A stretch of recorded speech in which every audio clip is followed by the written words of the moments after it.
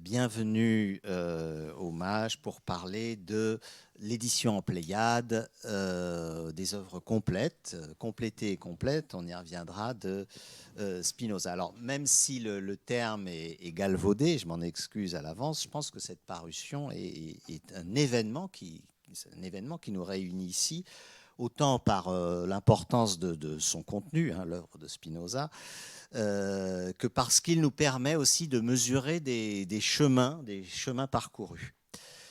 Prenons deux dates, celle de la première sortie du Spinoza en Pléiade en 1954 et l'automne 2022, cette nouvelle version de la Pléiade dont nous parlons ce soir, donc si j'ai bien compté, 68 ans et près de 3 générations, deux dates entre lesquelles j'oserais parler, vous me direz si vous êtes d'accord, de moments spinozistes de la philosophie française, dont je m'interroge, même peut-être un peu par provocation, pour savoir s'il ne serait pas comparable par son importance à la réception de Spinoza à travers la fameuse querelle du panthéisme, qui fut un des aliments de l'idéalisme allemand au tournant du XVIIIe et XIXe siècle. Enfin, vous me direz ce que vous en pensez.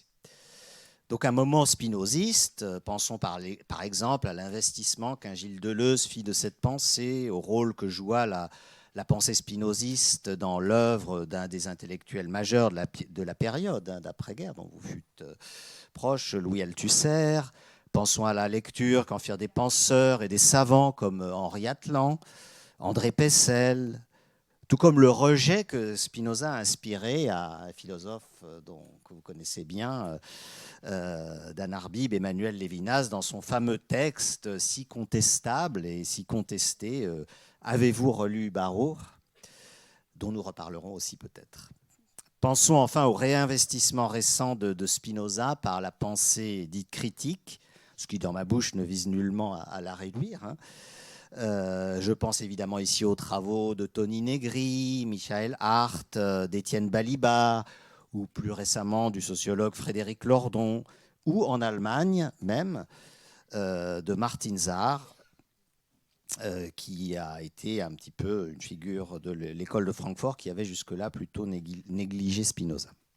Bon, bien sûr, toutes ces réappropriations ne vont pas sans déformation, dont on parlera aussi ici.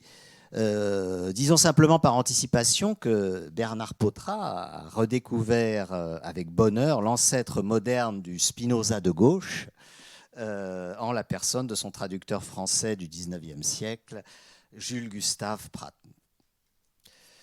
Alors, comment concilier le penseur qui réclamait la liberté, un penseur qui réclamait la liberté surtout pour les philosophes et n'avait jamais de mots assez durs pour le vulgaire, avec celui dont on fait l'inspirateur de Marx, et lointainement celui du nom d'Amsterdam pour les éditions de gauche, voire d'extrême gauche, qui portent ce nom et qui prirent leur élan en publiant la somme de Jonathan Israel, un autre spécialiste de Spinoza, les Lumières radicales consacrées au legs révolutionnaire du spinozisme. Je pourrais multiplier les exemples. Je laisse évidemment de côté l'activité inlassable des chercheurs pour qui Spinoza était un enjeu aussi historique. Martial Guéroux, Alexandre Matron, Pierre-François Moreau, Charles Ramon, Steven Nadler, Yitzhak Melamed, etc. La liste des spécialistes de Spinoza serait interminable. Du côté juif, puisque nous sommes au musée d'art et d'histoire du judaïsme, si j'ose dire, c'est peu de dire que pendant ce long après-guerre spinoziste, la question de Spinoza reste indécise et non tranchée. Drapeau ou repoussoir, on voit bien que la question de l'appartenance de Spinoza à la pensée juive, quelque définition qu'on donne de l'expression, est loin d'avoir été définitivement tranchée par son bannissement de la synagogue séfarade d'Amsterdam le 27 juillet 1656, le fameux Cherem, comme le rappelle la précieuse chronologie que vous avez rédigée, qui suit l'introduction du volume qui nous rassemble ce soir. Depuis David Ben-Gourion, dont le portrait de Spinoza ornait le bureau, qui a voulu faire lever ce Cherem, à Yirmiyahu Yovel, au philosophe récemment disparu, Spinoza est devenu une sorte de référence pour un certain judaïsme qui entendait lier le tournant séculier et national des Juifs au sort d'hérétique qui s'attache à Spinoza. La position moyenne d'un autre chercheur américain, Harry Wolfson, dont la philosophie de Spinoza a été traduite en français chez Gallimard en 1999, consistait à chercher à découvrir un Spinoza implicite, supposé bien plus proche de Maïmonide que Spinoza n'aurait voulu l'avouer lui-même et ne le disait. C'est ce que certains Hébreux ont cru voir à travers un nuage, dit-il dans l'Éthique, ici traduite par Bernard Pottrat. D'un autre côté, en France, le retour à l'orthodoxie d'une partie des intellectuels juifs s'est accompagné d'un rejet violent.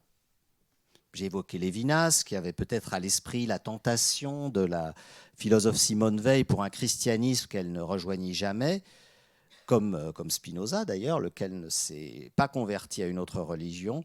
Mais on pourrait aussi évoquer Jacob Gordin, ce passeur en France de la tradition des yeshivotes lituaniennes, qui assimilait Spinoza au Malchine, celui qui, dans la principale prière juive, est vilipendé pour calomnier ses frères auprès des autorités, faisant évidemment allusion aux propos assez durs de Spinoza sur ceux qu'il appelle les Hébreux, que l'on trouve dans les premiers chapitres du traité théologico-politique, ici traduit et présenté par Dan Arbib.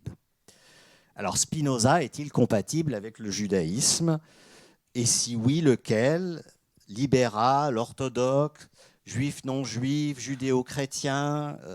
Voilà quelques questions difficiles à ne pas poser dans un musée consacré au judaïsme précisément. D'autant plus qu'une tradition cachée, un autre spinozisme implicite, si j'ose dire, a eu tendance à rapprocher cette œuvre de la Kabbale. On se souvient de la phrase énigmatique de Salomon Maïmon, philosophe de la fin du XVIIIe siècle, qui voulait que le chassidisme naissant ne soit à ses yeux qu'un spinozisme inversé. C'est une définition du chassidisme pour le moins surprenante, mais qui doit nous intéresser ici. Plus récemment, la traduction du Portail des cieux d'Abraham Cohen Herrera, un kabbaliste et philosophe des débuts du XVIIe siècle, a pu mettre, que Spinoza a sans doute lu ou connu, bien qu'on ne l'ait pas retrouvé dans sa bibliothèque, a pu mettre en pleine lumière le mystère des relations qu'aurait pu entretenir Spinoza avec la mystique juive. Le travail du chercheur américain et philosophe Yitzhak Melamed tend du reste aujourd'hui à minimiser l'impact du cherem, du bannissement, une mesure qui était prise à tort et à travers, dit-il, et pour des motifs les plus futiles, semble-t-il. S'il a frappé Spinoza, et estime Melamed, ce ne serait pas pour ses opinions hétérodoxes, mais tout simplement parce que Spinoza aurait chargé un tribunal non juif de le libérer de l'héritage perclus de dettes laissé par son père. Bon, vous nous direz ce que vous pensez de cette thèse qui minimise la fameuse excommunication, comme on l'a traduit parfois maladroitement. Alors, malgré l'incontestable admiration que Spinoza manifeste pour l'enseignement du Christ, qu'il juge plus proche de la connaissance naturelle que la prophétie de l'Ancien Testament, tout cela rend quand même plus compliquée la tâche de ceux qui érigent le philosophe en précurseur de la libre pensée et d'un athéisme dont lui-même me paraît s'être toujours défendu, et pas seulement par prudence tactique. L'énumération de toutes ces pistes montre qu'au XXIe siècle, le chantier de Spinoza reste largement ouvert chez les plus contemporains des modernes, à condition de ne pas confondre peut-être la légende spinozienne, forgée par Hegel, par exemple, qui insista sur la rupture avec le judaïsme, ou par d'autres, avec le legs d'une œuvre dense, extrêmement dense, mais courte, interrompue par la mort précoce d'une phtisie le 21 février 1677 à La Haye, à l'âge de 44 ans seulement. Cette œuvre, l'entreprise menée par Bernard Pottrat, nous permet de la redécouvrir dans une cohérence actualisée qu'on a tort peut-être de qualifier trop vite de système et de systématique. Là encore, l'héritage de l'idéalisme allemand se fait sentir sur la réception actuelle de Spinoza. C'est donc de ces textes qu'il convient de partir en mettant à distance l'héroïsation comme la diabolisation de Spinoza qui a biaisé si longtemps leur lecture et en cherchant à acquérir pour cette lecture ce pourquoi il a écrit l'éthique comme une éthique, dites-vous Bernard Potra, sagesse et pourquoi pas béatitude que l'on doit appliquer à la découverte de cette œuvre. Alors, donc, pour en parler, et j'ai déjà trop parlé, deux éminents participants à cette entreprise d'édition en Pléiade et de traduction de Spinoza, deux penseurs et historiens de la philosophie, à qui je suis lié par plusieurs bouts de mon existence. Je n'entrerai pas dans les détails. Bernard Potra, donc philosophe et traducteur, qui fut toute son existence professionnelle maître de conférences de philosophie à l'École normale supérieure. Caïman, disait-on dans notre jargon, dans notre d'autrefois. Il fut d'abord spécialiste de Nietzsche, auquel il a consacré 3 ouvrages, dont un en allemand qui n'est pas traduit. Il faudrait le faire. Comment ça marche? Il faut appuyer sur... Non, c'est bon. On y reviendra. Et qui surtout... non, mais... Ça n'est pas un livre. Hein. Ça n'est pas un livre. Bon, alors laissons tomber. Donc 2 livres, 2 ouvrages. Version du Soleil et Nietzsche médusé.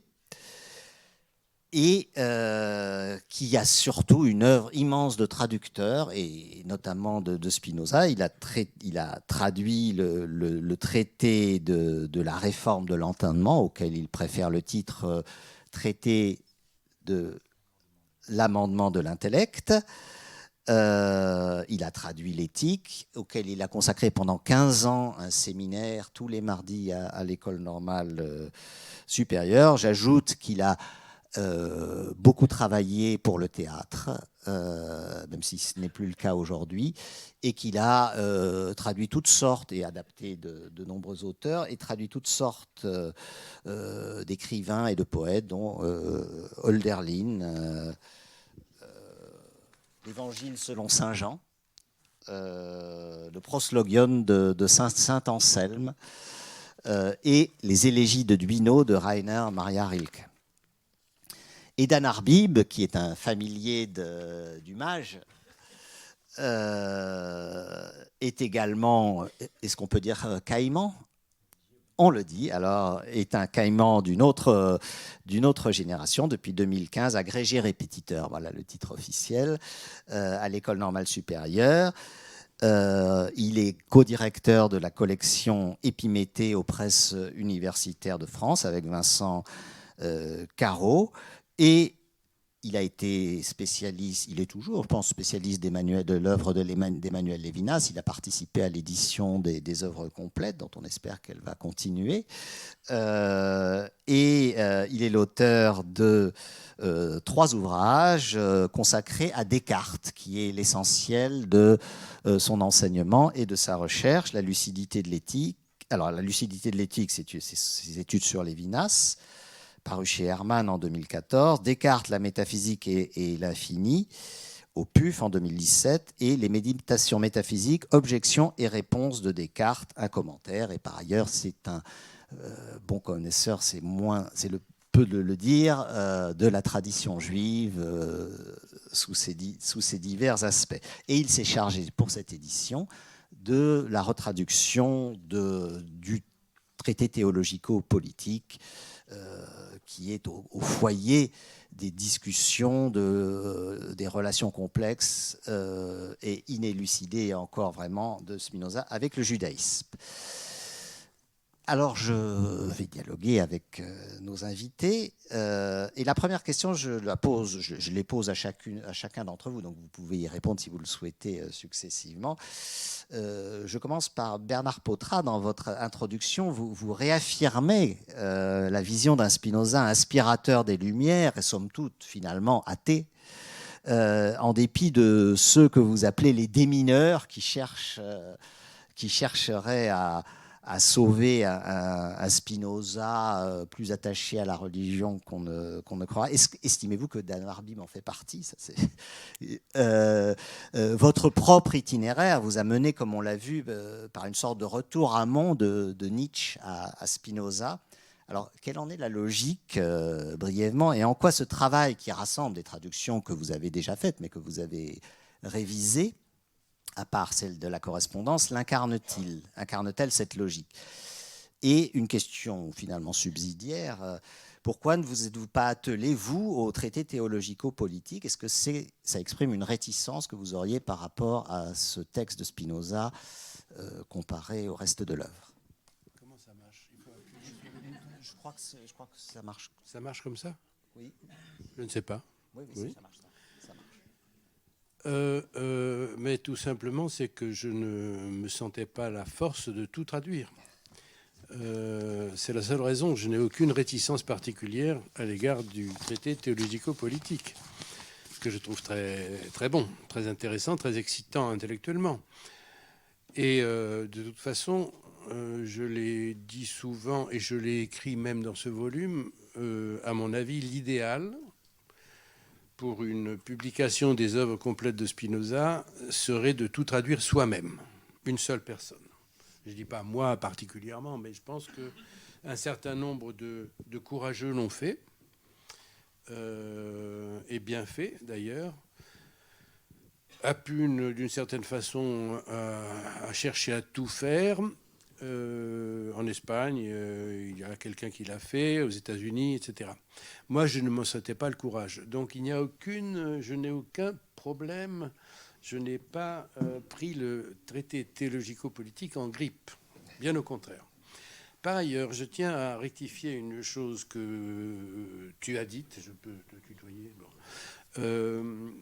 Non, je ne défends pas du tout l'idée d'un Spinoza.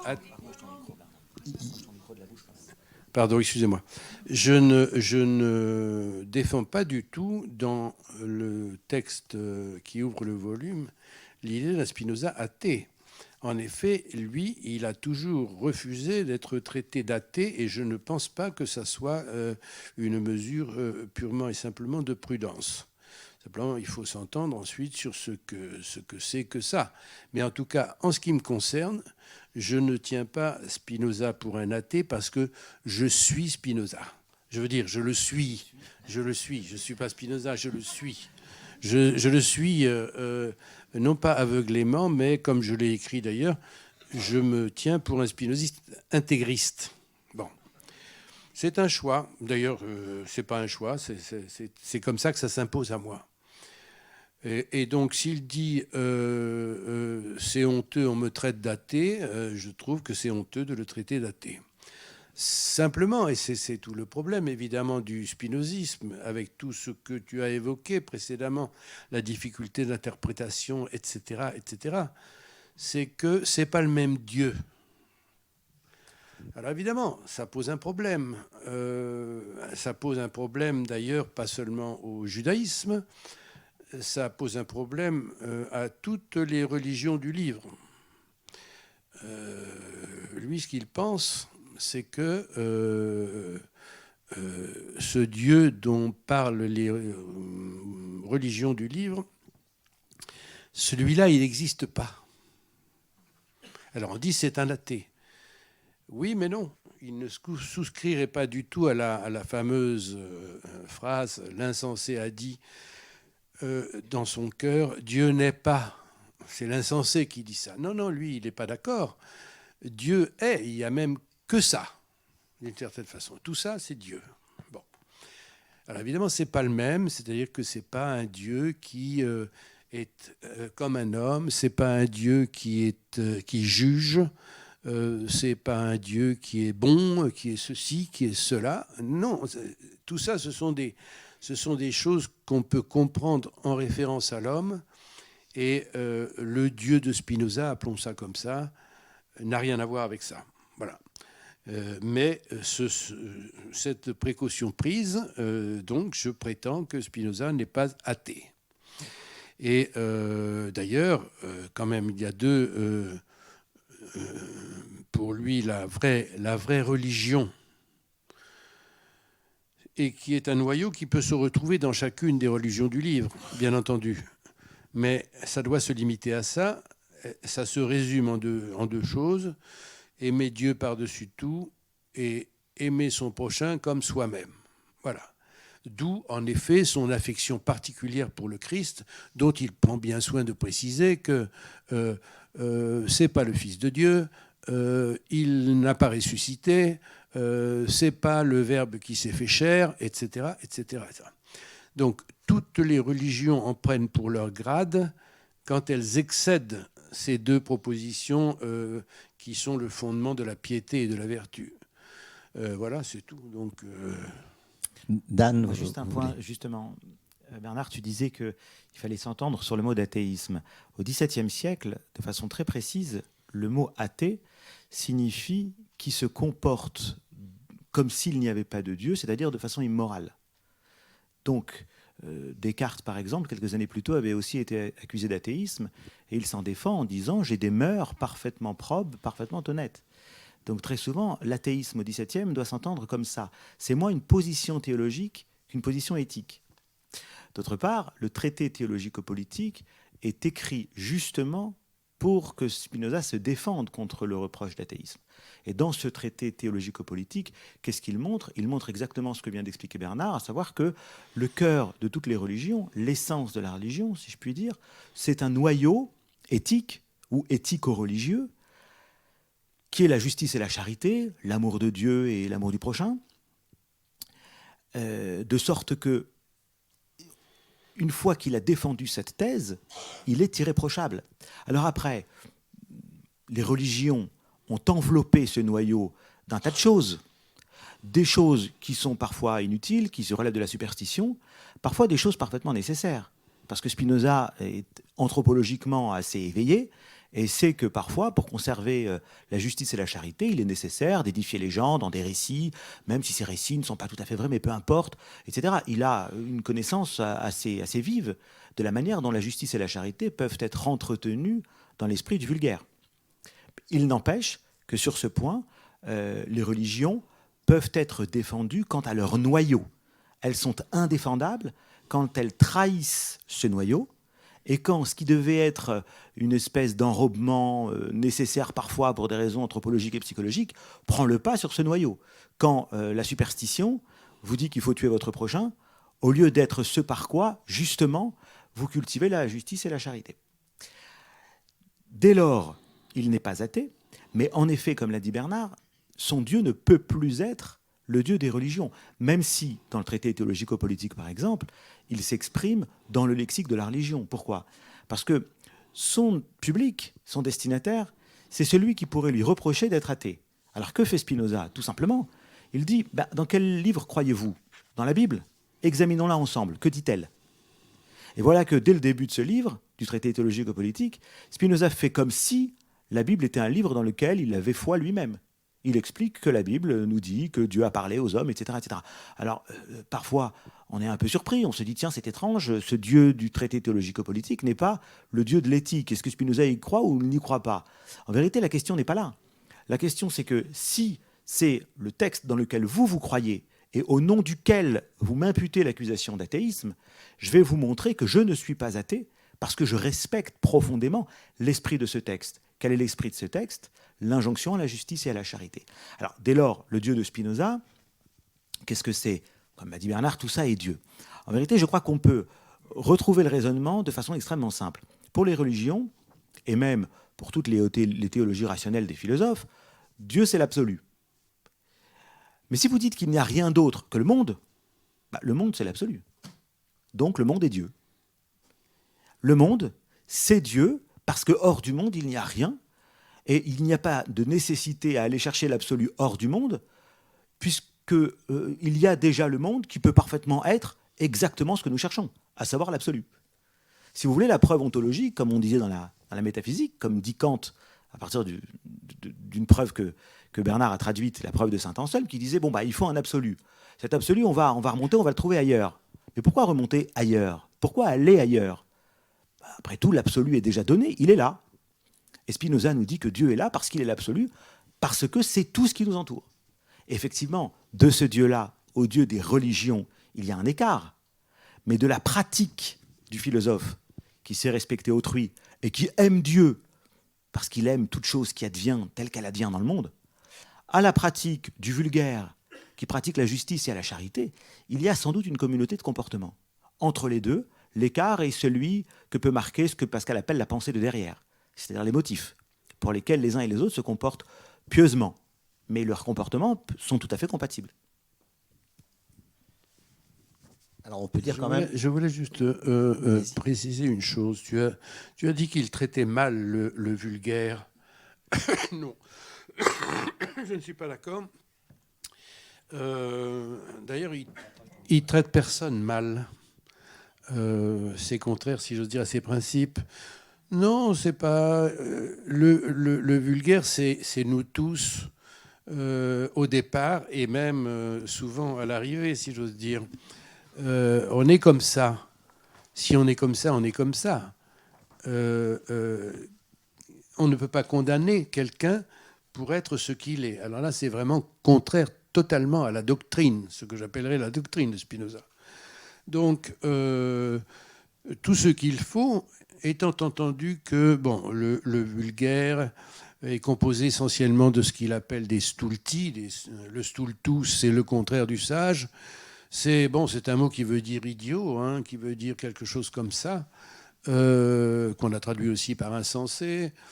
Il est comme ça, l'idiot. Il faut juste simplement le faire sortir de cet état de sottise. Et pour ça, il faut l'instruire. Tout le monde n'est pas en état d'être instruit. Il y a un problème de ce point de vue-là, c'est-à-dire parce que vraiment, pour être instruit...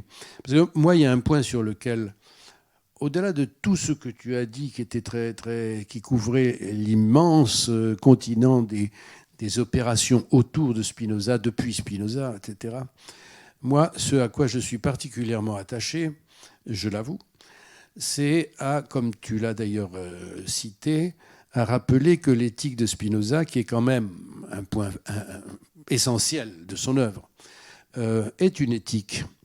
C'est-à-dire que dans tout ce que tu as cité, il y en a qui se sont attachés à discuter beaucoup, dans le droit fil de ce que tu disais d'ailleurs, sur l'absolu, etc., attachés à ce que nous enseigne ou ce que soutient la première partie, et puis la deuxième partie aussi. Mais cela n'arrivait jamais au bout de l'éthique, c'est-à-dire ne traversait pas tout ce qui était éthique dans l'éthique. Ce que je défends, moi, c'est que l'éthique de Spinoza, je le résume toujours ainsi, je m'en excuse, Spinoza n'a pas écrit son éthique pour qu'on réussisse aux examens et concours. C'était pas son problème. Son problème, c'était de faire en sorte que, à la lecture de cette œuvre, dans cette forme très particulière, le lecteur sorte de son état de stultus, commence à comprenne de plus en plus ce que c'est que ce qui est, comprenne ce qu'il est lui-même, et au bout du compte, que ça le fasse changer de mode de conscience et de mode d'action également, c'est-à-dire rendre les gens meilleurs. Moi, je suis dans cette direction-là. D'ailleurs, permets-moi Bernard de citer juste dans ce que tu dis, le tout début de la deuxième partie de l'éthique, Spinoza dit « Je vais parler de la suite de l'être, de la substance, etc., mais je ne vais pas tout dire, mais seulement les choses qui peuvent nous conduire comme par la main à la connaissance de l'esprit humain et de sa suprême béatitude. » Autrement dit, il aurait pu, à partir de la première partie de l'éthique, aller dans toutes les directions, traiter d'un tas de questions, etc. Mais en vérité, dès la deuxième partie, il resserre son propos aux propositions qui peuvent conduire à la béatitude, c'est-à-dire exactement ce que tu dis, à l'éthique. C'est fait pour qu'on s'en serve, mais je dirais la même chose des éthiques de l'Antiquité, c'est-à-dire, les stoïciens, les épicuriens sont des gens qu'ensuite on dissèque dans les universités. Les démineurs, dans mon esprit, ce sont les universitaires, c'est ceux qui édulcorent, c'est ceux qui... là, je peux être très seul sur ces positions, mais je m'en fous. Il y a une façon de rendre tout ça sans aucun rapport avec l'existence, je dirais, qui m'est totalement insupportable. Et en même temps, vous appelez Spinoza un ingénieur de la pensée, de façon très imagée. Et alors, est-ce que, à la lumière de ce que vous dites, est-ce que c'est très conciliable avec l'ordo geometricus qu'adopte Spinoza dans la plupart de ses œuvres, sauf en tout cas dans l'éthique et dans les principes de la philosophie et autres. Est-ce que ce n'est pas cet ordre mathématique, de présentation mathématique, qui a le plus vieilli dans l'œuvre spinozienne? Ah ben non, c'est ce qui est tout jeune. Non, c'est ce qui est tout jeune. C'est ça justement qu'on essaie d'éviter le plus possible. Non seulement cette forme n'est pas incompatible avec l'idée d'un ingénieur, mais elle y est consubstantielle, au contraire. C'est-à-dire que un ingénieur, c'est quelqu'un qui a en tête tout un savoir mathématique, par exemple, et physique, mais d'une physique qui est elle-même mathématisée, etc., et qui, à partir de là, fait des plans. Il veut construire un pont. Il va faire ce qu'il faut pour construire un pont. Spinoza veut construire un pont qui nous mène justement là où il veut nous mener, c'est-à-dire, au fond, d'abord, à être plus heureux individuellement, mais immédiatement aussi collectivement. Et lui, son idée, c'est que si on s'y prend bien, mais là, il faut être un bon ingénieur, on arrivera à installer sur Terre la concorde. Alors, on en est très très loin. Pourquoi est-ce qu'on en est très très loin? Parce que le monde fourmille d'imbéciles, c'est-à-dire de stulti maximaux. C'est-à-dire ceux qui font la guerre, par exemple. C'est une pensée très très pacifiste, celle de Spinoza. C'est qu'il y a quelque chose qu'ils n'ont pas compris. Les âmes ne se gagnent pas par les armes, mais par l'amour et la générosité. Je le cite textuellement. Et ce qu'il faut, c'est gagner les âmes.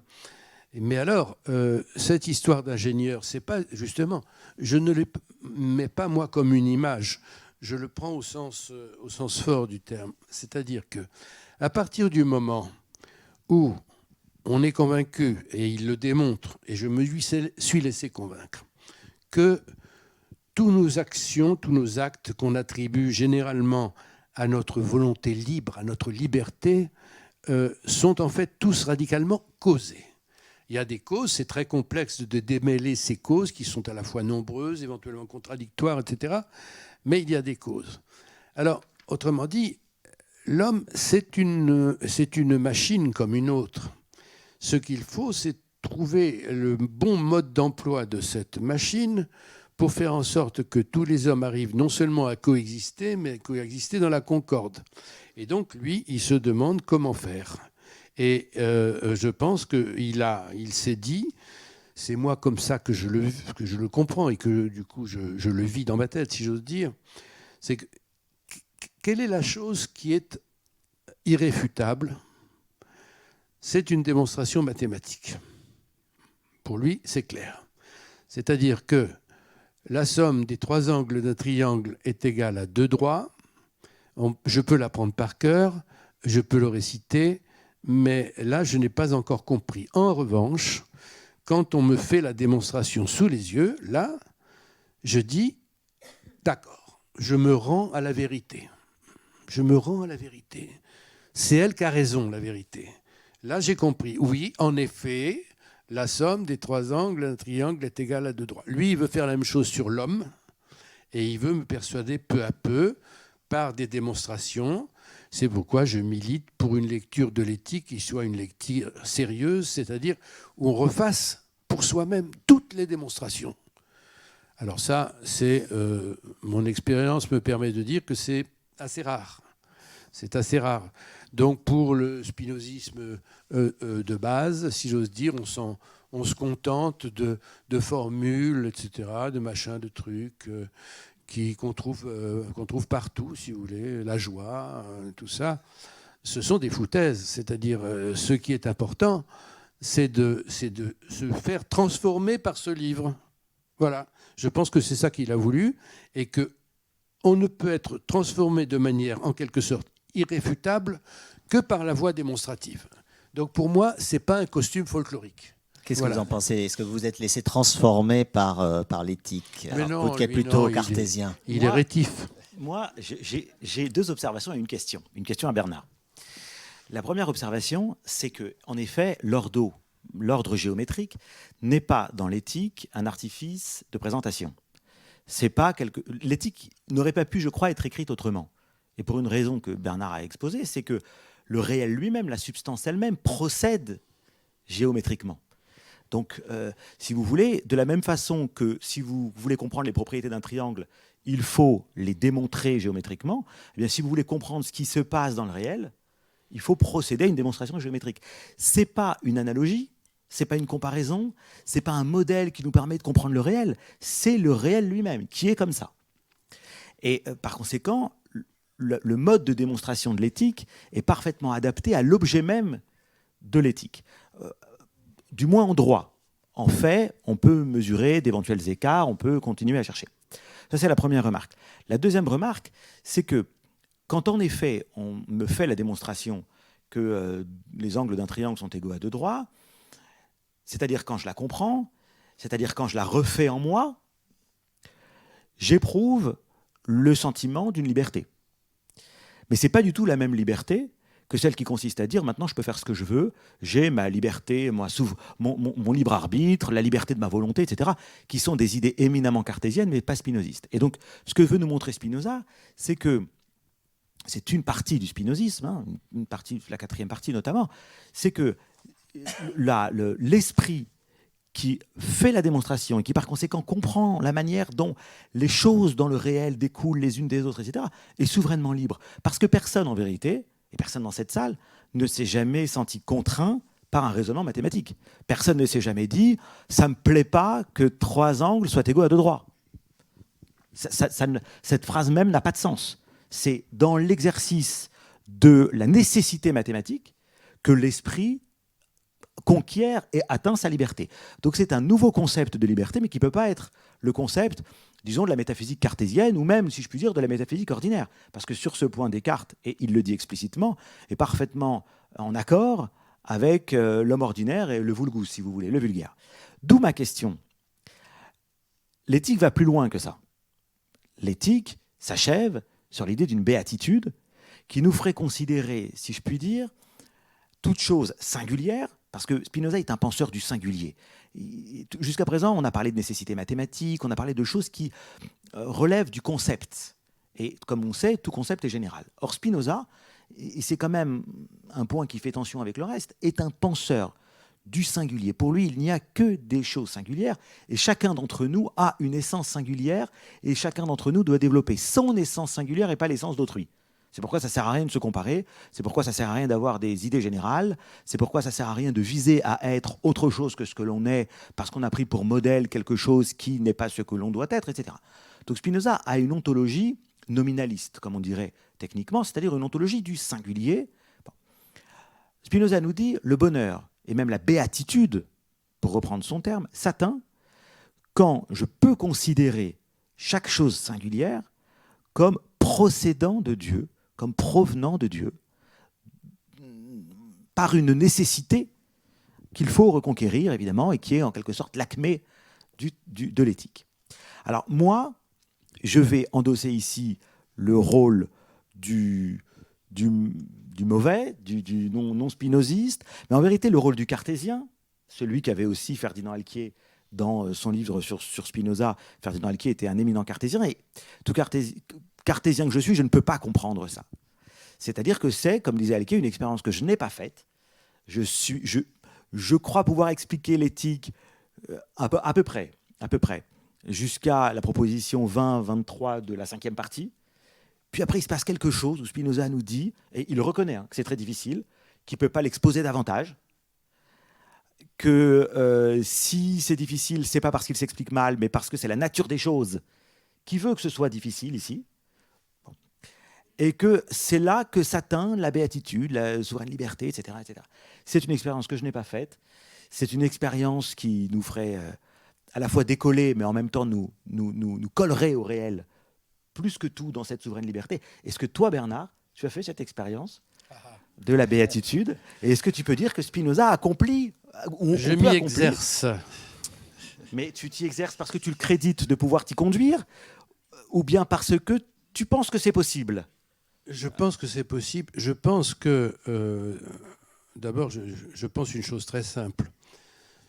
Je vois mal, donc je rappelle, je ne vais pas faire un cours, hein, mais donc pour Spinoza, il y a 3 genres de connaissances. La première, c'est le oui-dire, l'expérience vague, etc. La deuxième, c'est la raison, c'est la voie démonstrative. Et puis, il y a un 3e genre de connaissance, c'est de ça dont nous parlons là, qu'il appelle la science intuitive. Et cette science intuitive se distingue de la démonstration parce que justement, elle est intuitive et non pas démonstrative. C'est-à-dire que, par exemple, si je vous considère, je peux me faire toute une petite histoire qui sera conforme à la doctrine, disons, c'est-à-dire nous sommes tous des petits morceaux de Dieu, des particules de Dieu. Donc je rappelle que le monde est éternel, donc il n'y a pas eu de création par un quelque chose qui serait Dieu et qui aurait créé un autre truc qui serait hors de lui. Tout ça, c'est Dieu, tout ce qui est, à la fois corps et idée, est Dieu. Et Dieu ne cesse pas d'agir, il ne cesse pas de créer, si l'on veut, mais il crée en lui. C'est-à-dire quand je viens de voir là une main bouger, c'est Dieu qui vient de créer ce mouvement. Alors, c'est ça qu'il faut entendre, n'est-ce pas, par la causalité divine, qui est non pas transitive, mais immanente. C'est-à-dire que la causalité immanente, c'est ça, c'est-à-dire que l'effet de Dieu est à l'intérieur de Dieu. Tandis que dans le schéma créationniste, disons, l'effet qui est le monde est à l'extérieur de Dieu. Bon, je voulais arriver à répondre à la question qui porte sur le 3e genre de connaissance. Maintenant, le 3e genre de connaissance, si j'essaie de comprendre les définitions qu'en donne Dieu, donc c'est un voir. Intuitus, c'est ça, c'est je vois. Qu'est-ce que je vois? Il s'agit d'arriver à voir, non pas vous par voie démonstrative, en me racontant que vous êtes des parties de Dieu parce que ceci a été démontré de telle et telle manière, mais à vous voir, vous, chacun d'entre vous, et moi aussi, en Dieu. Voir en Dieu. Alors là, c'est tout à fait autre chose. Hein. Savoir que je suis en Dieu et me voir en Dieu. C'est la voie courte, si vous voulez. C'est la voie courte qui a l'avantage d'être courte. Au lieu de me faire un raisonnement, c'est intuitivement et immédiatement que je vois chacun d'entre vous, votre essence singulière, c'est en effet de ça qu'il s'agit, telle qu'elle est vraiment. Vous êtes, vous monsieur, vous, quand je vous vois, vous êtes une particule de Dieu qui se distingue de celle qui est à côté de vous. Et ce qui va se passer, c'est que si par hasard, ce qui n'arrivera pas, je pense, vous montiez sur cette scène et me donniez une gifle, par exemple, why not? Eh bien, au lieu de me faire tout un baratin pour me dire « Ah oui, mais en fait, il n'est pas libre, il est causé à faire ça », immédiatement, je le sais, je vous vois tel que vous êtes, c'est-à-dire Dieu qui s'avance sous la forme de vous, qui me fait ça, et intuitivement, je sais aussi la réponse. Spinoza le dit, c'est beaucoup plus efficace que la raison dans les rapports entre les choses singulières. C'est beaucoup plus efficace, parce que beaucoup plus rapide, parce que intuitif. Parce que la réponse, à ce moment-là, il n'y aura pas de temps d'attente où je me dirai « Ah oui, mais non, mais en fait, il faut répondre comme ceci, comme cela. » Non. Tout de suite, je répondrai par l'amour et la générosité. Essayez voir. Mais je peux répondre aussi par la fuite, car le cas est prévu, car Spinoza démontre qu'il n'y a pas moins de vertu dans la fuite que dans l'affrontement du danger. Lui-même l'a fait biographiquement souvent, dans ses allées et venues entre Oui. Regensburg, Oui, La Haye, Amsterdam. mais fuyait-il. Alors, du coup, tu l'as déjà fait cette expérience, toi? Donc, Désolé, hein, je tiens le ce à truc. quoi je m'exerce, c'est d'essayer de voir les choses singulièrement, avec toutes les données qu'on peut avoir sur ces choses. C'est très complexe. C'est-à-dire qu'en fait, voir en Dieu, c'est forcément voir les choses dans leur vérité, c'est-à-dire, la vérité étant éternelle, voir les choses dans leur éternité.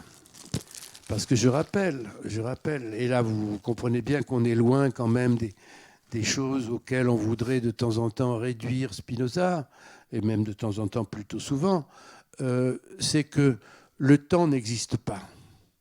Le temps est purement imaginaire. Vous vous rendez compte? Quand même, on n'est pas habitué à ça. Il faudrait. C'est-à-dire, qu'est-ce que ça peut vouloir dire de regarder quelqu'un avec la certitude que le temps est imaginaire? C'est-à-dire, nous vivons dans un film. En réalité, nous vivons dans un film.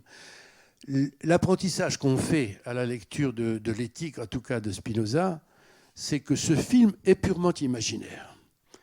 Entre autres choses, une des grandes données imaginaires, et d'ailleurs c'est pour ça qu'il y a des films aussi, c'est la liberté. C'est le liant, c'est la sauce dans tout ça, et ce liant, il est faux. Il est complètement faux. Donc en fait, il faut arriver à voir les choses dans l'éternité au milieu du nœud infini et éternel des causes. Alors, il y a au moins dans la correspondance une phrase très énigmatique. Correspondance que vous avez retraduite. Oui, j'ai traduit cette la correspondance avec beaucoup de plaisir. À chaque fois, je le dis parce que vraiment, j'ai pris beaucoup de plaisir. Et dans la correspondance qu'il a avec Blyenberg, qui est à mes yeux la meilleur échange, le plus profond, le plus serré, il dit que même si c'était faux, comme on le lui soutient, tout ce qu'il pense, ça lui convient très bien parce qu'il jouit. Il utilise le mot quand même qui désigne vraiment la jouissance. Et dit-il, de temps en temps, il monte d'un degré. Et moi, je ne peux pas ne pas rapprocher ça de, justement, la connaissance du troisième genre. C'est-à-dire que là, il s'agit pour lui sans doute de moments qu'il expérimentait et qui sont des... Bon, de temps en temps, je ne cherchais pas complètement non plus loufoque, hein, c'est-à-dire qu'il y a beaucoup de pensées qui ne sont pas de Spinoza, qui ont l'idée de ça, le samadhi des bouddhistes. Bon, qu'est-ce qui se passe au juste là? L'illumination. L'illumination. Un tout autre rapport à l'être et à l'être qui vous entoure. C'est pas non plus une fiction qui se trouve ailleurs. Non, c'est ici. Mais c'est instauré avec ici un tout autre rapport. Donc, moi, je ne dis pas que j'y atteins, mais donc j'ai emprunté à Guéroult, je pense, l'expression mystique sans mystère. Oui, il y a un élément de mystique et qui ne se comprend qu'à partir de ce qu'a dit Dan, à savoir les propositions 20, 21, 22 de la 5e partie, où là, il faut que j'arrive à comprendre, très difficile à comprendre de son propre aveu, que contrairement à tout ce qu'on a pu croire jusque-là, parce que le corps, l'esprit est l'idée du corps, eh bien, quand le corps est détruit, l'esprit n'est pas entièrement détruit. Ça va contre tout ce qui précède. Il le sait. Et il sait que ça va être dur à avaler ça. Mais c'est à partir de cette conviction-là qu'il fabrique son histoire de la connaissance du troisième jour, de l'amour du troisième genre, pardon, troisième jour. C'est christique. Oui, lapsus intéressant. Qu'il fabrique en effet l'amour intellectuel de Dieu, et c'est ça qui mène à la fameuse béatitude. Alors, c'est en effet passé à un degré au-dessus, c'est certain. Comment fait-on Alors, moi, j'avais lu avec beaucoup de plaisir le livre d'Alquier, qui s'appelle « Le rationalisme de Spinoza », si mon souvenir est bon. Et en effet, au moins, il m'a plu parce que c'est un livre honnête, sincère, qui dit « Ben non, à partir de là, je comprends rien, je vois pas. » Mais de façon plus argumentée quand même. Oui, bien sûr, oui, mais il n'y a pas de mal à le présenter de façon populaire, si j'ose dire. Bien sûr, non, mais j'ai le plus grand respect pour la mémoire de Ferdinand Alquier. Donc, ce qui est agaçant, je le trouve sincèrement, c'est ceux qui font semblant que ça n'existe pas. C'est-à-dire, ouais, bon, bah, tout ça, on préfère s'arrêter avant, c'est-à-dire la joie, et en faisant en plus sur ce point-là des erreurs qui sont, à mon avis, catastrophiques et rédhibitoires même. Alors, outre, je vais redescendre à plusieurs genres en deçà, mais quand même au livre et à son apport. Outre la retraduction par Dan Arbib du traité théologico-politique, il y a cette œuvre de Spinoza, dont je crois il a été question déjà ici au Hommage, le précis de grammaire de la langue hébraïque, autrefois nommé abrégé de la langue hébraïque dans l'édition Vrin. Et pourtant, l'éditeur de ce travail, Peter Naon, juge finalement qu'il s'agit, au contraire de l'œuvre philosophique, d'un travail peu original par rapport à ceux des hébraïstes chrétiens qui foisonnent en cette ce milieu du XVIIe siècle, et dont un historien de Harvard, Eric Nelson, a montré l'importance dans sa République des Hébreux, paru aux éditions du Bord de l'eau, dans lequel il se montre assez sévère pour Spinoza. Je ne sais pas si on va rentrer dans ce débat-là. Mais en tout cas, que pensez-vous de la thèse que Peter Naon défend, qu'il est impossible de relier, comme certains ont essayé de le faire, Nadler, je crois, ou Jonathan Israël, de relier ce traité de grammaire hébraïque, pourtant si important pour Spinoza, puisqu'il montre dans le traité théologique et politique qu'au fond, on ne peut pas comprendre la Bible et même les évangiles si on ne connaît pas l'hébreu, de la relier à l'œuvre philosophique. Qu'est-ce que vous en pensez Bon, d'abord, je veux quand même profiter pour dire que je déplore quand même l'absence de Peter Naon parmi nous, parce que je trouve qu'elle s'imposait d'une certaine manière. Il a donc, à ma demande, traduit ce qui était très courageux de sa part, cette grammaire de la langue hébraïque, très courageux, parce qu'il n'y a rien de plus barbant que de traduire une grammaire. Ensuite, quant au fond, bon, je ne vais pas me prononcer, pour moi... l'hébreu, c'est de l'hébreu, comme dit l'autre, donc je n'y connais rien. Mais j'aurais tendance à... J'ai regardé de près le texte, bien entendu, puisque j'étais chargé de l'ensemble du volume, donc j'ai tout relu et relu de près. Donc, je serais assez d'avis que...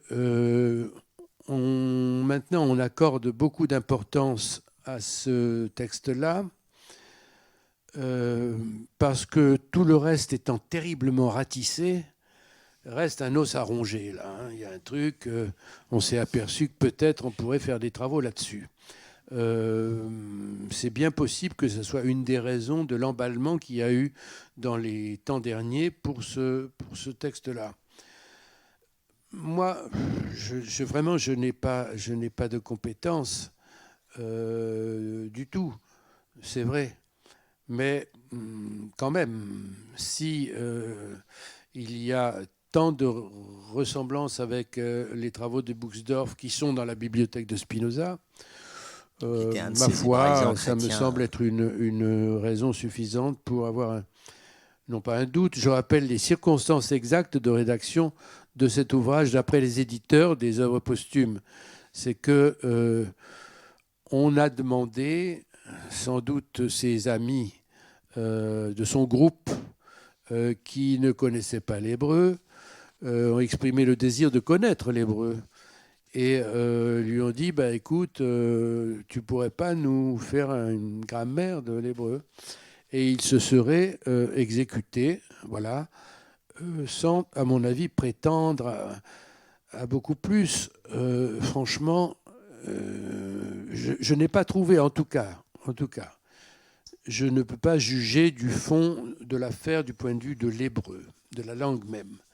En revanche, ce que je peux dire, c'est que je n'ai pas observé de communication réelle entre ce que je sais de la pensée de Spinoza par ailleurs et ce que raconte ce précis de la grammaire hébraïque. Qu'est-ce que vous en pensez, Dan Arbib ? Oui. Ou alors, pour pouvoir trouver un rapport entre la grammaire hébraïque et la philosophie de Spinoza, il faudrait par exemple établir des liens qui ne sont faits par personne d'autre, c'est-à-dire des thèses qui seraient propres à Spinoza et propres à cette grammaire. Or, ce que montre Peter Naon, en critiquant d'ailleurs par moments de façon assez verte les commentateurs de cette grammaire, c'est qu'un certain nombre Nous avons édulcoré. Oui, nous avons édulcoré. C'est qu'un certain nombre de thèses ou d'images que donne Spinoza dans la grammaire hébraïque sont très communes de son temps. Et par conséquent, il n'y a pas lieu d'en faire des tonnes. Et la surexploitation de cette grammaire vient plus de notre ignorance de toutes les autres grammaires qui se font à l'époque que de la véritable portée de la grammaire de Spinoza. Et en effet, si on revient aux circonstances de rédaction, on peut s'imaginer, et chacun d'entre nous peut se mettre dans cette situation-là. Vous préparez un cours pour des amis, peut-être même pour votre travail personnel, vous clarifiez un petit peu ce que vous savez en grammaire. Et là, vous compilez des ouvrages de grammaire de plus ou moins bons, etc. Et donc, vous produisez ce type de choses. Maintenant, il y a quand même la thèse que vous avez rappelée, et qui me paraît quand même fondamentale, c'est que Spinoza nous dit que si l'on veut comprendre correctement la Bible, il faut la lire en hébreu et être capable de la traduire, être capable de comprendre l'origine des mots, être capable de s'intéresser même à des dimensions philologiques, puisque c'est quand même, il fait partie de ce mouvement d'exégèse critique, c'est-à-dire qui essaie de replacer la Bible dans l'histoire de sa rédaction, dans l'histoire de la transmission des textes, etc. Donc, il faut s'intéresser à la langue. Et si d'ailleurs il examine assez peu le Nouveau Testament, c'est d'une part, nous dit-il, parce que d'autres l'ont fait avant lui, on s'imagine qu'il pense aux humanistes, à Erasme et à d'autres, et d'autre part parce que lui-même n'est pas assez bon en grec. Alors, il connaissait le grec sans doute, ou un petit peu, on ne sait pas trop. En tout cas, il aurait sans doute quelques connaissances en grec, mais avec une grande honnêteté, il dit « là, je ne le fais pas parce que je ne suis pas assez bon sur cette affaire ». Peut-être qu'il y a une troisième raison, c'est que justice et charité sont plus massivement présents dans le Nouveau Testament que dans l'Ancien, et par conséquent, il n'a pas besoin de faire le travail. Mais c'est très intéressant parce que, pour la première fois, on a dans la Pléiade de l'hébreu, je crois, alors je n'ai pas fait l'examen de tous les volumes parus dans la bibliothèque de la Pléiade depuis la création de la collection, mais le patron de la bibliothèque de la Pléiade n'a fait aucune difficulté quand nous avons posé la question est-ce qu'il y aura de l'hébreu ? Il n'y a aucun problème. Et donc on a mis l'hébreu, je crois que c'est la première fois, et on a même retraduit, parce que Spinoza traduit aussi les versets hébraïques, il les traduit en latin. Alors l'édition savante qui a cours actuellement a tendance à reprendre les traductions, je vous le donne en mille, de Port-Royal, de la Bible de Port-Royal. On ne voit pas le rapport, on ne sait pas pourquoi. Néanmoins, c'est ce qu'ils se sont dit que c'était la traduction de l'époque qui était la plus proche, etc. Or, c'est très intéressant, et je vais donner un exemple. Quand Spinoza retraduit l'hébreu, il le traduit dans son latin. Et à un moment, par exemple, il y a un verset des psaumes, je ne me souviens plus exactement le chapitre et le verset, où il traduit Torah Techa par lex tua, ta loi. Ben, c'est très intéressant parce que ça permet de comprendre que quand Spinoza parle de la lex divina, la loi divine, peut-être que ce qu'il a en tête, c'est ce que l'hébreu nomme Torah, Torah Techa.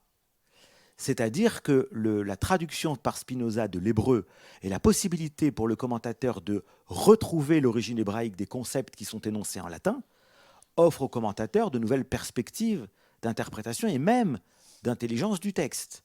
À ma connaissance, c'est une voie dont n'ont pas été très proches les commentateurs historiques de Spinoza en France jusqu'aujourd'hui. C'est pourquoi je me suis adressé à Dan Arbib pour faire la traduction du traité théologico-politique. Je savais qu'il avait les compétences, justement, au moins dans ces deux langues, c'est-à-dire l'hébreu et le latin du XVIIe siècle. Et je n'ai eu qu'à m'en réjouir.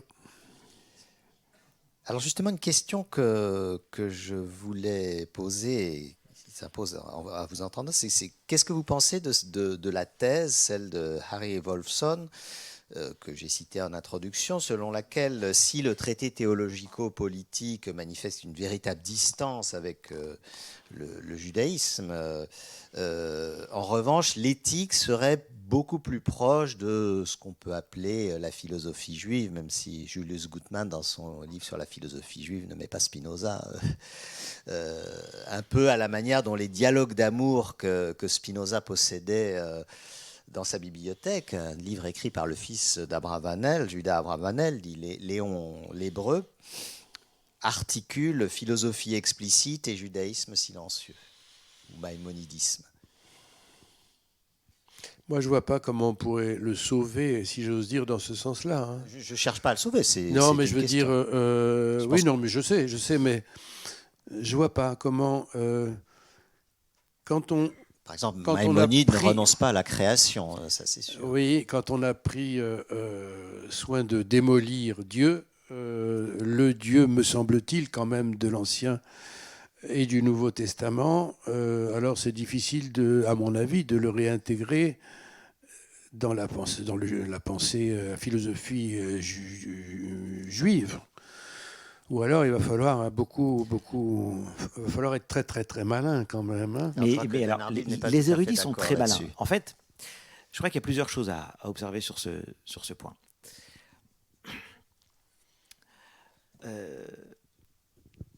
On peut estimer qu'un auteur, même pour nous aujourd'hui, si nous écrivons, si nous faisons de la philosophie, si nous écrivons un roman, peu importe, nous pouvons être influencés par l'air du temps, sans que cette influence passe forcément par le fait que les livres qui nous influencent sont sur notre table de chevet, qu'on les lit tous les soirs.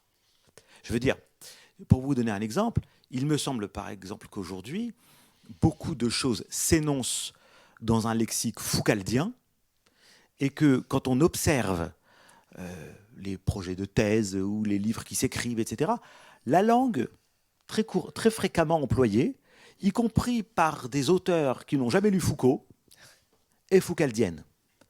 Ou bien le style d'une certaine génération a été heideggerien, même quand les auteurs n'étaient pas heideggeriens. Alors, comment fait-on, quand on est à 350 ans de distance d'un auteur, pour essayer de rétablir l'atmosphère d'une époque, donc, sachant qu'au XVIIe siècle, on a deux choses qui sont très importantes, c'est qu'on n'est pas soucieux des références bibliographiques. Nous, aujourd'hui, on met des notes de bas de page. À l'époque, on ne le faisait pas, et d'ailleurs, on ne le faisait pas jusqu'à une période récente. Et la deuxième chose, c'est qu'on ne garde pas non plus les manuscrits. Ça, c'est un fétichisme d'époque contemporaine. Mais au XVIIe, à part Pascal, on n'a pas de manuscrits. Eh bien, comment fait-on pour essayer de regagner l'atmosphère psychologique qui pouvait déteindre sur un auteur, sans même que cet auteur en soit conscient, ni qu'il ait voulu la thématiser, tout ce que vous voudrez.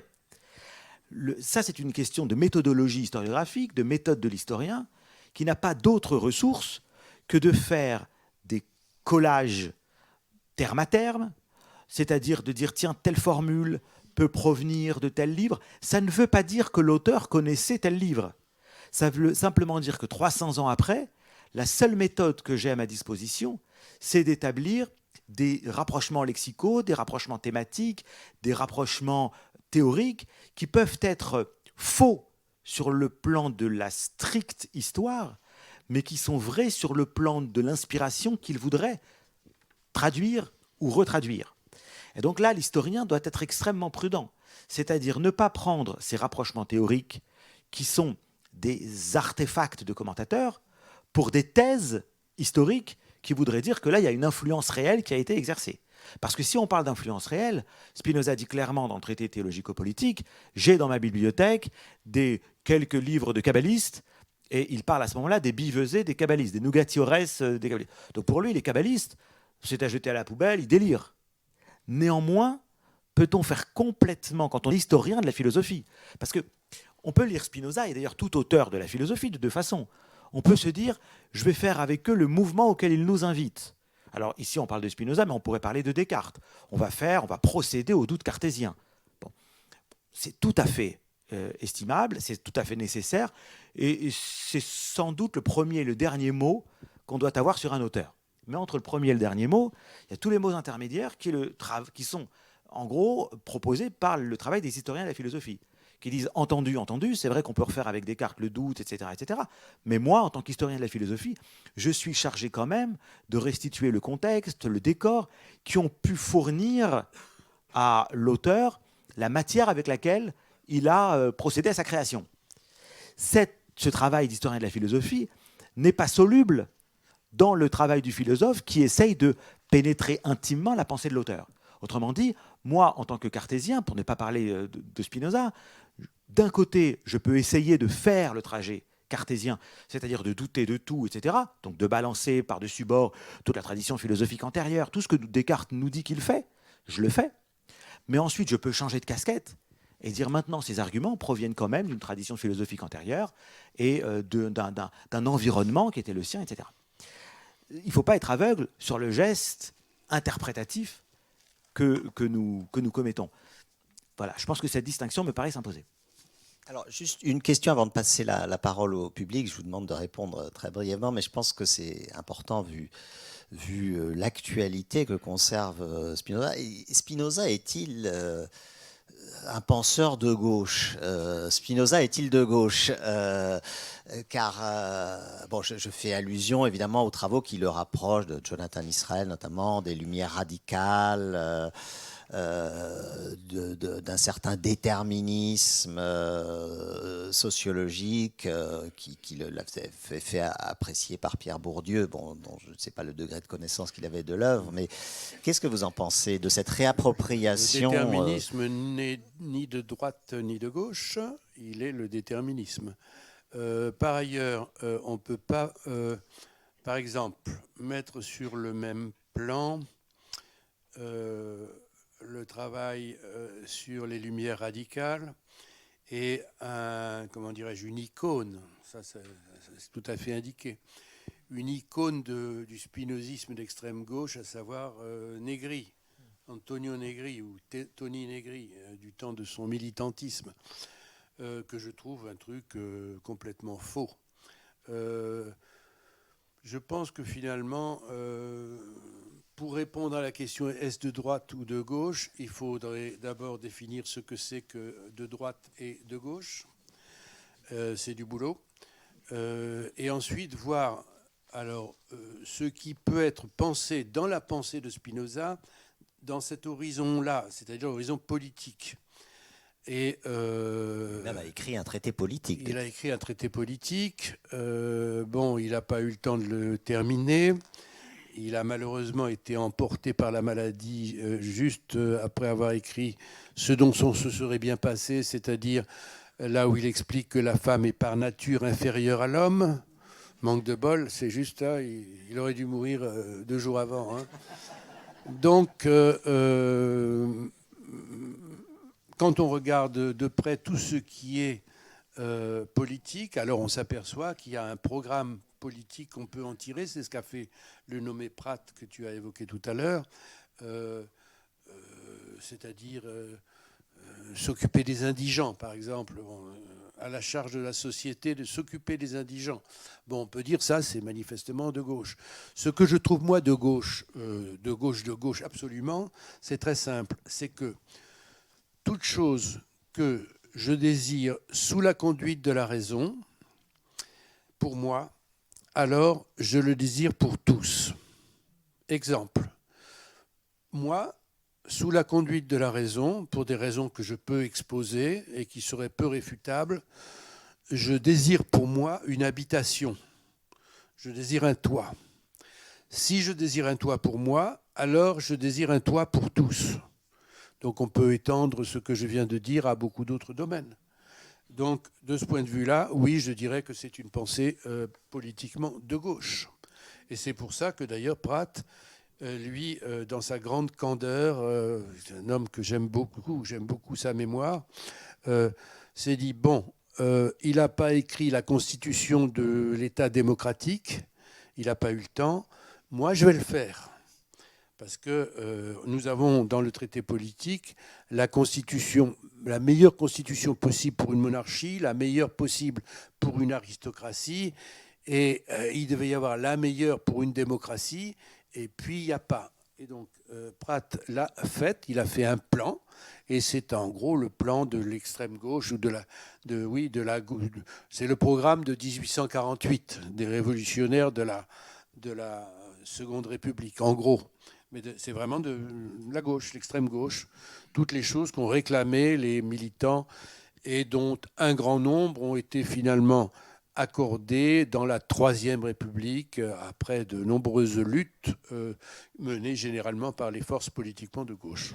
Oui, mais Bernard, moi j'ai une réserve et ensuite je ferai ce que tu viens de dire par exemple, les choses qui ont été accordées dans la Troisième République, c'est-à-dire parce que l'on a appelé les opportunistes, ceux qui ont constitué et qui ont construit la Troisième République, aujourd'hui, si on regarde l'échiquier politique, pourraient être à droite, par exemple. C'est pourquoi tu commençais en disant qu'il faudrait définir la droite et la gauche. Il est très difficile. Quand j'évoque, par exemple, les revendications de l'éducation pour tous, de l'école maternelle, oui, de l'école primaire, je ne vais pas faire un débat là-dessus, mais Luc Ferry, la liste est longue comme ça.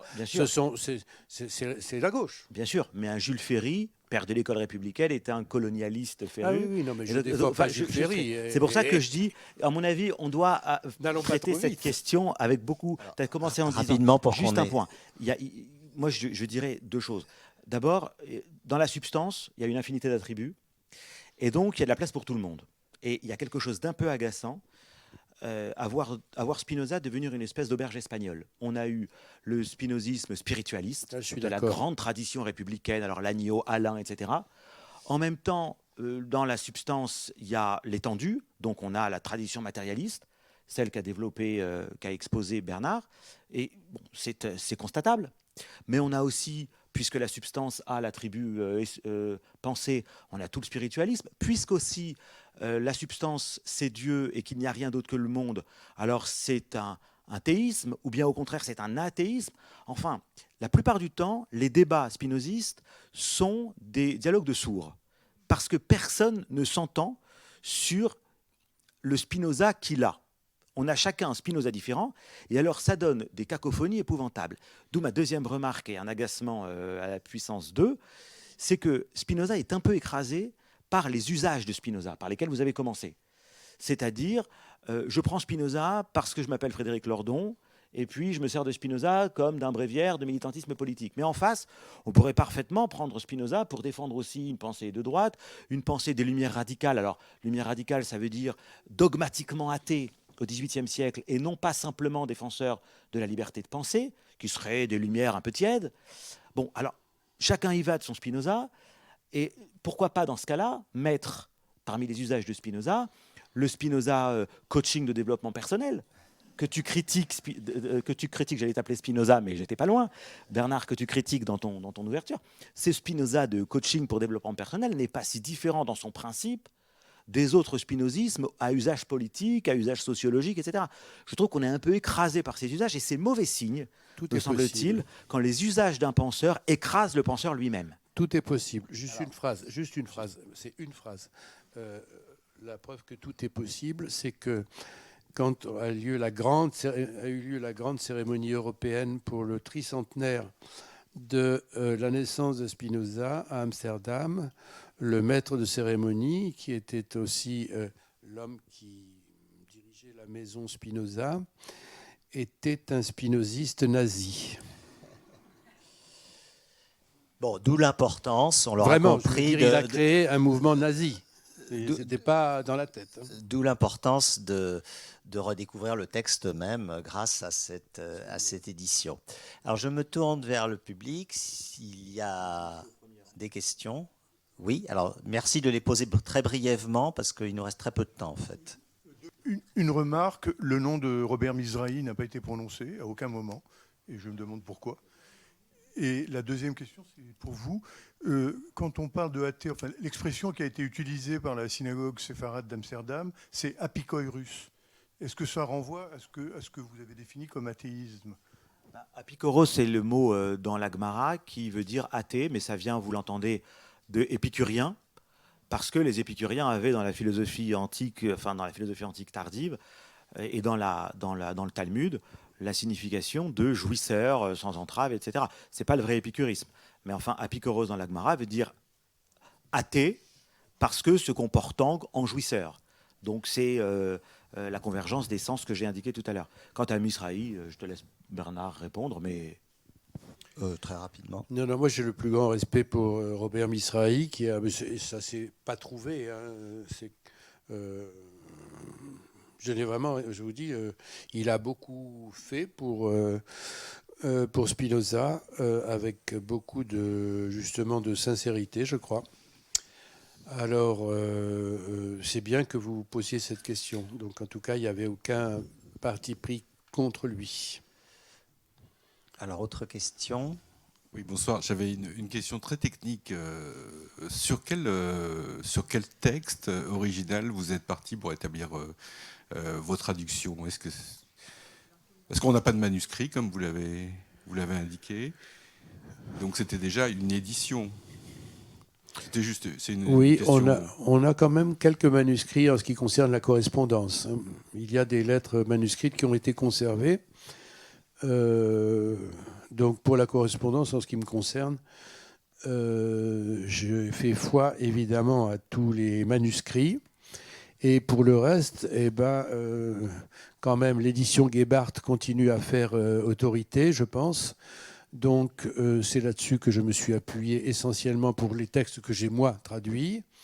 Et pour la correspondance, c'est plutôt l'édition d'Ackermann qui a servi de référence pour un certain type de choses, mais pas pour tout le texte. Bref, j'ai essayé de faire le plus sérieusement possible, c'est-à-dire sur des éditions faisant autorité. Ackermann a beaucoup travaillé. Moi aussi, je me suis servi d'Ackermann, qui est du Gebhardt rectifié en quelque sorte. J'ai rectifié encore un peu d'hébreu qui lui avait un peu échappé. Juste un point sur les manuscrits quand même. Une précision microscopique. Au XVIIe siècle, quand le livre paraît, les manuscrits disparaissent. On ne s'y intéresse pas. En revanche, comme les lettres n'ont pas vocation à être publiées immédiatement, elles ne disparaissent pas. Et c'est pourquoi il est très fréquent de retrouver encore des lettres. Mais les auteurs, une fois qu'ils ont fait paraître leur livre, n'ont aucun intérêt à garder leurs manuscrits. Alors, autre question. Qu'est-ce qu'on pourrait dire du chemin entre Erasme et la pensée de Spinoza et de celle de Merleau-Ponty à Spinoza? Erasme et Spinoza, Merleau-Ponty et Spinoza. Ah. Je ne suis pas assez compétent. À un moment, vous faites allusion à Erasme, je crois, dans une des notes du traité théologico-politique. Oui. En fait, il appartient quand même, Spinoza, à une tradition qui remonte à Erasme, qui considère, à partir de l'humanisme, en gros, que si on veut se pencher sérieusement sur la Bible, il faut avoir des éditions sérieuses, il faut avoir des éditions savantes, maîtriser la langue, etc. De ce point de vue-là, l'exégèse critique de l'écriture, qui vraiment prend son essor au XVIIe siècle, on parle de Spinoza, mais pas seulement, s'enracine quand même Hobbes, dans Richard Simon notamment, surtout dans les mêmes années que Spinoza, prend quand même racine dans le mouvement humaniste auquel appartenait Erasme. Ça, c'est le premier point. Et j'ai évoqué Erasme aussi en disant que l'examen du Nouveau Testament avait, pour une part, à ses yeux, été effectué sans doute par Erasme. Mais c'est une conjecture. Donc il y a un lien. Quant à Merleau-Ponty, je n'ai pas non plus assez travaillé. Je pense simplement à la désignation du grand rationalisme, c'est-à-dire ce qui relève à ses yeux du cartésianisme élargi qui prend un regard synoptique sur la totalité des choses, regard synoptique que la phénoménologie de Merleau-Ponty nous interdit. Alors, est-ce qu'il y a... Je vais peut-être prendre une dernière question. Malheureusement, le temps court, même s'il n'existe pas. une question d'un lecteur, d'une lectrice, qui ne parvient à suivre, à comprendre plutôt Spinoza que jusqu'à un certain point, malgré tous ses efforts et malgré l'intérêt immense qu'elle porte à l'œuvre de Spinoza. Vous avez parlé d'intuition tout à l'heure, presque d'illumination. Est-ce que vous pourriez, que penseriez-vous de l'idée que finalement ce point où on n'arrive pas à comprendre Spinoza, enfin nous lecteurs, nous profanes, c'est l'équivalent de ce qu'un bon peintre ne parvient pas à comprendre de l'œuvre d'un très grand, je dirais d'un Michel-Ange, dans le domaine de l'art, d'un Michel-Ange, d'un Léonard. Il y a un point où on n'arrive pas à suivre. Est-ce qu'on pourrait penser que Spinoza, dans le domaine de la pensée, est lui-même quelqu'un, un tel visionnaire, à un tel niveau, qu'on est vis-à-vis de lui comme vis-à-vis de très grands artistes? Alors, qu'en pensez-vous? Et ce sera non, la conclusion. C'est pas compréhensible. Ouais, c'est-à-dire que j'ai du mal pour des tas de raisons, j'ai du mal à faire une analogie, à faire l'analogie que vous faites entre les problèmes de l'art et de l'artiste et le problème du philosophe. Et par ailleurs, je pourrais, mais on n'a pas le temps, mais je vous dirais, ça dépend. Le lecteur qui s'arrête, où s'arrête-t-il? Moi, si je prends un manuel de mathématiques spéciales, je m'arrête vite. Faut que je m'y remette, ou bien que j'abandonne. Voilà. Mais il y a l'autre cas, qui lui alors est un vrai cas très important, qui a été évoqué tout à l'heure. C'est ce passage de la 5e partie où Spinoza a déjà compris que beaucoup de ses lecteurs qui l'ont suivi jusque-là ne comprendront pas.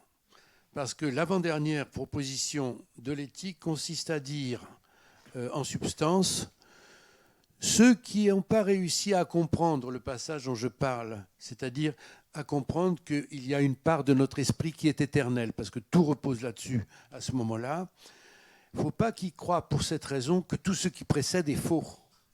Donc tout ce qui précède, c'est ce qui concerne la morale, l'éthique, etc., etc. Non, c'est vrai quand même. Là, vous n'avez pas compris. Donc, il a prévu l'objection. Ah, mais je ne comprends pas, donc tout le reste est à jeter. Non. Mais en revanche, ceux qui s'arrêtent là, alors eux, ils ne vont pas en effet pouvoir accéder à... Ils sont dans le cas de notre ami Dan, qui n'y arrive pas. Bon, j'ai le plus grand respect aussi pour Dan.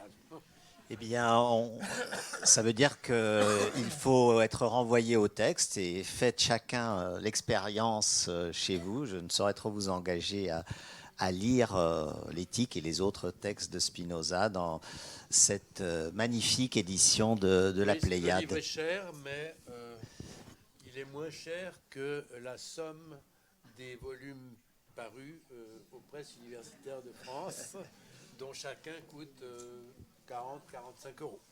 Donc, eh bien, merci Bernard Pottrat, merci Dan Arbib et merci pour vos questions.